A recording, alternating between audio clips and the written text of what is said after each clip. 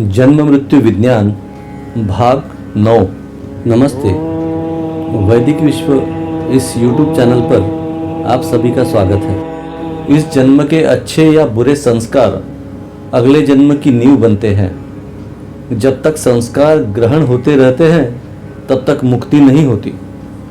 इससे यह सिद्ध होता है कि पुराने एवं नए संस्कारों को ग्रहण कर उनकी एक अखंड जीवन मालिका तैयार करने वाला स्वतंत्र अस्तित्व अपने शरीर में रहता है, जिसे कि जीवात्मा कहा जाता है। हर जन्म द्वारा प्राप्त अच्छे या बुरे संस्कारों के जीवात्मा अपने जन्म में उस अनुपात में अच्छी या बुरी स्तर की हो जाती है। अच्छा या बुरा कोई भी कर्म संस्कार बेकार नहीं जाता। उन कर्मों का संस्कार जीवात्मा पर अवश्य होता है, जिससे कि जीवात्मा की प्रकृति बनती है। श्रीमद् भगवद गीता में इस संबंध में कहा है, ममैवांशो जीवलोके जीवभूता सनातना मनश्शष्टानि इंद्रियाणि प्रकृति स्थानि कर्षति। जीवात्मा यही ब्रह्म दशा है, परंतु अंशात्मक संस्कारों से लिप्त आत्मदशा अर्थात जीवात्मा है। आज चंद्र या भौम पर जो अग्निबाण या रॉकेट भेजे जाते हैं, वह पृथ्वी पर किए गए विस्फोट द्वारा अंतरिक्ष में क्षेपित किए जाते हैं। अंतरिक्ष में स्थान स्थान पर उनमें निहित स्फोटकों द्वारा वे अधिक वेगवान किए जाते हैं और पृथ्वी के आकर्षण क्षेत्र के बाहर फेंके जाते हैं। अतः अंत में इन्हें इष्ट दिशा में विस्फोट द्वारा प्रक्षेपित किया जाता है, जिससे वे इष्ट ग्रह पर प्रस्थान करते हैं। उसी प्रकार जीवात्मा पूर्व संस्कारों की गतिमानता को धारण कर जन्म धारण करता है। फिर इस जन्म के कर्म संस्कारों द्वारा वह अगले जन्म की नींव तैयार करता है। इस प्रकार अपने जड़ शरीर में अब दो अस्तित्व है, एक जड़ शरीर एवं दूसरा सूक्ष्म शरीर, जिसे लेकर जीवात्मा मृत्यु के पश्चात शरीर छोड़कर चला जाता है। जड़ शरीर दृश्यमान है, परंतु सूक्ष्म शरीर, जिसे लिंग देह भी कहते हैं, वह अदृश्यमान है।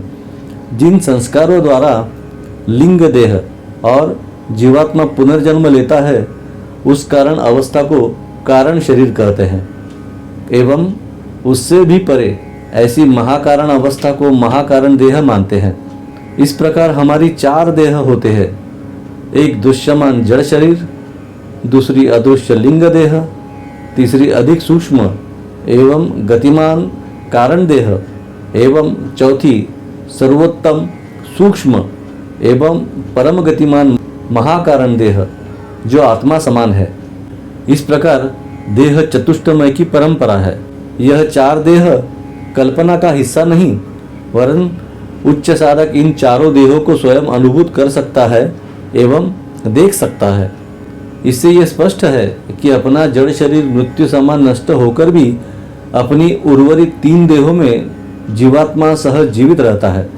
जड़ शरीर त्याग के पश्चात ये तीन देह और जीवात्मा कहाँ और कैसे भटकते हैं, कौन सी गति प्राप्त करते हैं, यह कर्म विपाक और पुनर्जन्म सिद्धांत का स्वतंत्र एवं विशाल विषय है।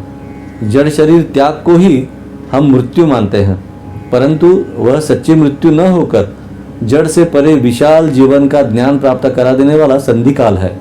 इसलिए उपनिषद लिखते हैं, असतो मा सद्गमय तमसो मा ज्योतिर्गमय मृत्युर्मा अमृतम गमय। अज्ञानवश हम अपना जीवन सर्वस्व इस जड़ शरीर को ही मानते हैं एवं मृत्यु के पश्चात प्राप्त होने वाले अमृत जीवन एवं तद अंतर्गत ज्ञानावस्था से वंचित हो जाते हैं। जड़ शरीर जीवन व्यापार सच्चे और पूर्ण जीवन का एक अंश मात्र है, परंतु असंख्य जन्मों के लगातार संस्कारों के कारण हम जड़ शरीर को ही जीवन मानकर जड़ शरीर का अपने अंतिम ध्येय के लिए एक उपकरण की तरह उपयोग करा देने वाली अपनी जीवात्मा को ही भूलकर एक भयानक विस्मरण के गर्त में फंस जाते हैं। जन्म के समय जीवात्मा जड़ शरीर में पंच ज्ञानेंद्रियों एवं मन और बुद्धि के साथ फंस जाती है। और सतत के संस्कारों के कारण वह स्वयं को भूलकर अपने आप को जड़ शरीर ही मान लेती है। गीता में जन्म संधिकाल के बारे में लिखा है, ममेवांशो जीवलोके जीवभूतः सनातनाः मनः सृष्टानि इंद्रियाणि प्रकृति स्थानि कर्षति। यहाँ प्रकृति अर्थात जड़ शरीर मानना चाहिए। जीवन का मूल मृत्यु क्या है, यह हमने गत अध्याय में सविस्तर रूप में देखा है। शरीर का अंत अर्थात मृत्यु है। शरीर में जीवात्मा है तब तक शरीर का एवं जीवन का महत्व है, इसीलिए मृत्यु का भय भी है। मृत्यु को जीवन नहीं कहा जाता, वरन जीवन शरीर यात्रा को ही जीवन कहा जाता है। शरीर एवं जीवात्मा यह दो विभिन्न अवस्थाएं हैं, ऐसा साधारणतः माना जाता है। यह जीवात्मा कहीं बाहर से आकर शरीर में बसती है या शरीर संचालन के साथ जीवात्मा की जानकारी प्रतीत होती है, यह आजकल वैज्ञानिकों में एक महत्वपूर्ण चर्चा का विषय है। धर्म एवं अध्यात्म मानने वाले वैज्ञानिक जीवात्मा और शरीर को दो विभिन्न अवस्थाएं मानते हैं, परंतु उनमें मतभेद इस बात पर है कि इसी धरातल से जीवात्मा हर शरीर में अवतीर्ण होकर नियत शरीर यंत्र चलाती है और शरीर संचालन करना असंभव हो जाने पर शरीर छोड़कर चली जाती है, जिसे कि हम मृत्यु कहते हैं। दूसरे मतानुसार धरातल पर जो प्राथमिक स्वरूप के शरीर उत्पन्न हुए, उनमें किसी बाहरी ग्रह गोल से जीवन नामक का अवतरण हुआ।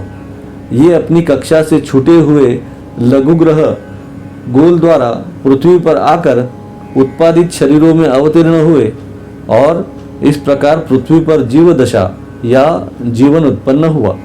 साम्यवादी या जड़ धारणावादी मानते हैं कि जीव नामक कोई स्वतंत्र अवस्था न होकर शरीर में जो रासायनिक प्रक्रिया होती है, उसी का परिणाम जीव और जीवन है। भारत की प्राचीन विद्या योग साधना के प्रसारण हेतु इस चैनल की निर्मित की गई है। जानकारी अच्छी लगे तो सब्सक्राइब कीजिए, शेयर कीजिए। धन्यवाद।